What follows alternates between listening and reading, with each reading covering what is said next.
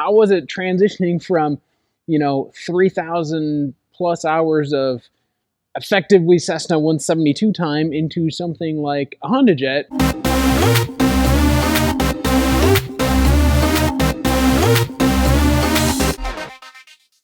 Some of you guys know my backstory of really being a flight instructor and mostly flying a lot of pistons. Actually, as a matter of fact, only flying piston aircraft.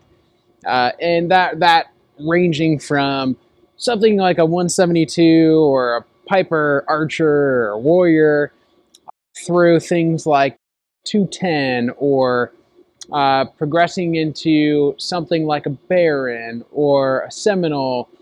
Just some of these really light multi-engine twin planes, or really a lot of single engine high performance or even not high performance single engine aircraft, and ultimately getting the opportunity to get typed in something like the Honda. And that was something I was super excited about. Now, granted, I had quite a bit of flight time, at least for the amount of years I'd been in the business and the amount of years I'd been working, but still really didn't have any of that actual turbine experience, which is something that I feel like a lot of people are struggling to get. Or when you're in that in-between stage, usually you have to get into an SIC position or something very similar to that, and kind of put in your time through some kind of a charter operation maybe, or getting into the airlines and flying as a first officer, which are all great options. I'm not saying that they're bad options. Those just weren't necessarily something I was looking for, and I ended up getting an awesome opportunity through a friend of mine to ultimately start flying for a charter operation and get typed in something like the Honda. And that was just something that I thought was really, really neat. And once I looked at how the operation was run and whatnot, I got really excited about it and decided to hop on board and get typed.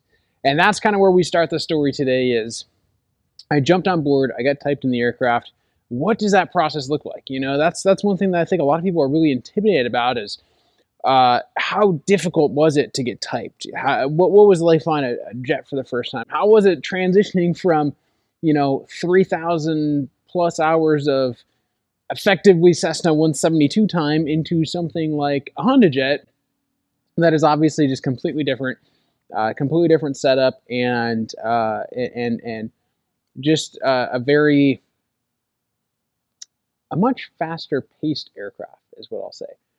And I gotta say, I was a little intimidated about it. And you start looking at videos online, right? And you're trying to find that person that's going to help you on YouTube and kind of let you know what that process is going to look like and what that experience is going to look like.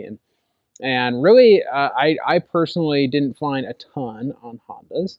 And I'm sure that there's somebody out there who has documented quite a bit of this process. But for me, I didn't find anything that was really going to that really helped me.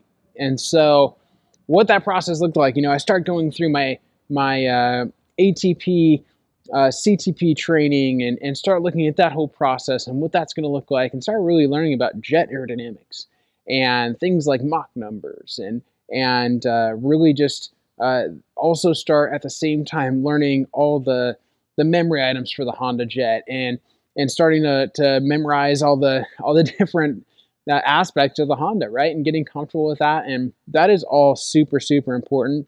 And that was something that I took really, really seriously, obviously going through this. But I started to realize that really the Honda is just another airplane, right? It operates just like another airplane. All the limitations are just like another airplane, where you basically have to study this and work on it, and you're going to get it. And as I'm going through the type rating process, the only facility where you can get typed in a Hondajet right now is Flight Safety. They're the only ones that have the contract, and it's actually Flight Safety in Greensboro, North Carolina.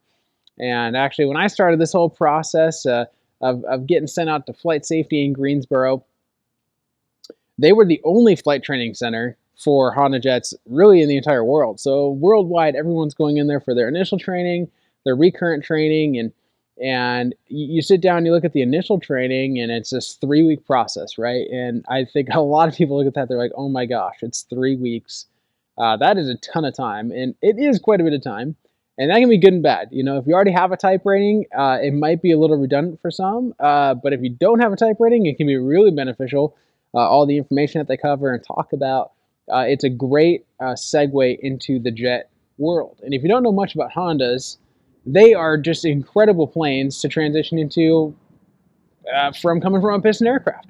You know, whether or not you're flying a 172, especially with a G1000, or you're flying something like a Cirrus, or you're flying something like a TTX or a Diamond, a Twin Star, whatever kind of aircraft you're flying, as long as it's somewhat modern, you're going to find a lot of the stuff that you see in those aircraft is actually equipped in the Hondajet. And as a matter of fact, this airplane actually takes it to the next level and adds that nice bit of automation that you really don't have in any of those aircraft. Those other aircraft don't have near the automation levels of the Hondajet, and that's something we can jump into. But as you get into flight safety, you're starting to learn about all this automation. You're starting to learn about all these systems, and the way that it's structured and laid out, it's actually not an overwhelming process at all.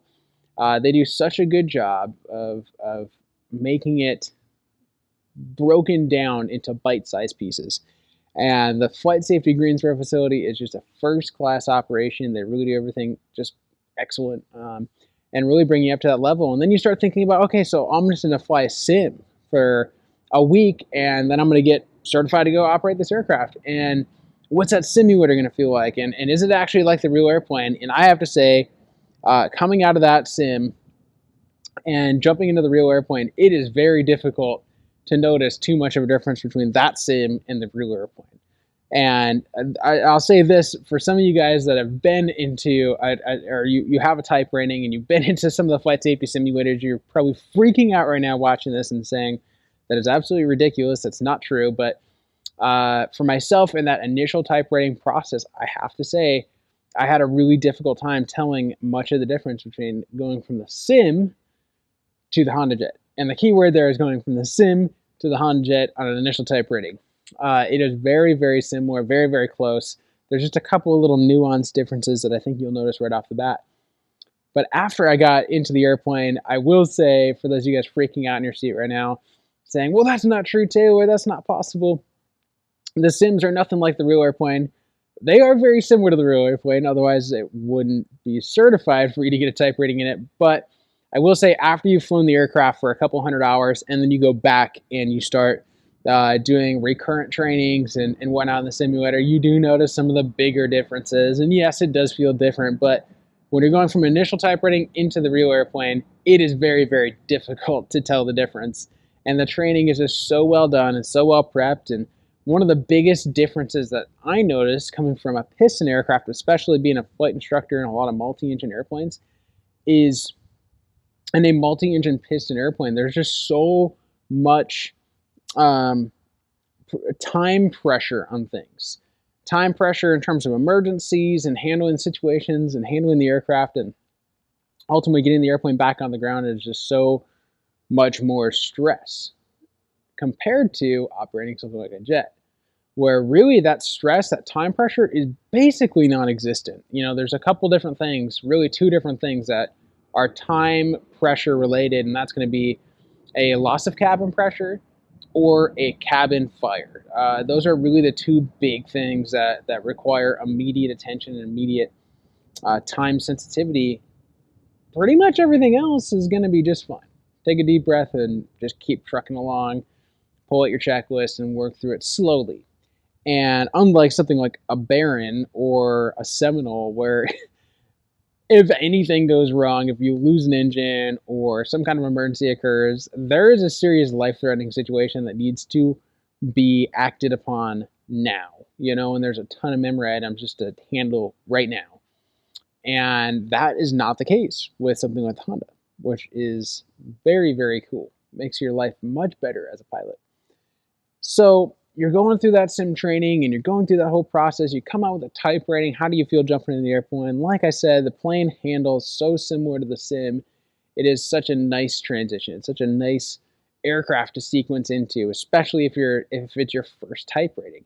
Now, I will say it is a handful if you're coming from really low experience and you're flying something like a 172 or a Cirrus or a TTX or any of those really small, really light single-engine piston aircraft. It is a huge transition, and I find a lot of people are not prepared for that. Now, I have personal friends that have gone through those aircraft and have sequenced right up into something like the Honda, and they were PIC type rated and did great. So it's not everyone's story, but it's a big learning curve.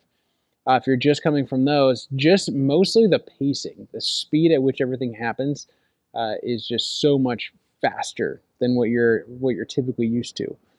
But the overall experience, I gotta say, in jumping into a jet, flying single engine pistons mostly, and then getting right into something like this and flying as a captain, being PIC type rated, and really flying single pilot, you couldn't ask for a better airplane. It is so simple to progress into.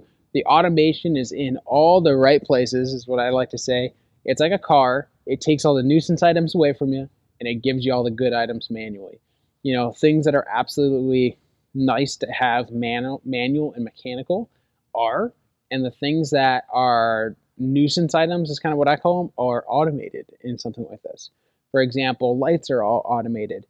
A lot of the anti-ice systems are automated and automatically sequence. You have so many of just the basic little items that are all automated, and what is also really nice about that is the actual interior layout. There's basically no switches anywhere. You have a couple of buttons that you can press, but otherwise everything else is just redundancy. Any switches or buttons you find in the aircraft is all redundancy purposes, except for maybe 4 or 5 buttons that you actually press on a normal basis. And so with that being said, it is a very, very cool airplane. Very cool airplane to operate and fly single pilot, and especially a really quite nice airplane to transition from a piston engine and jump into your jet world.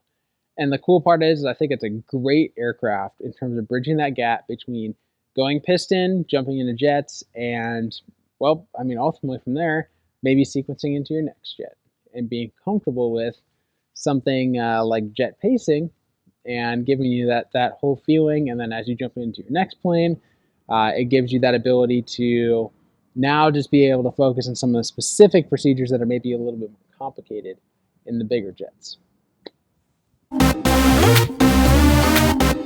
Hey gang, here from Hangar Talk. Thank you so much for plugging into the channel, liking, subscribing. We appreciate all you continuous subscribers, and we can't wait to see you on the next one.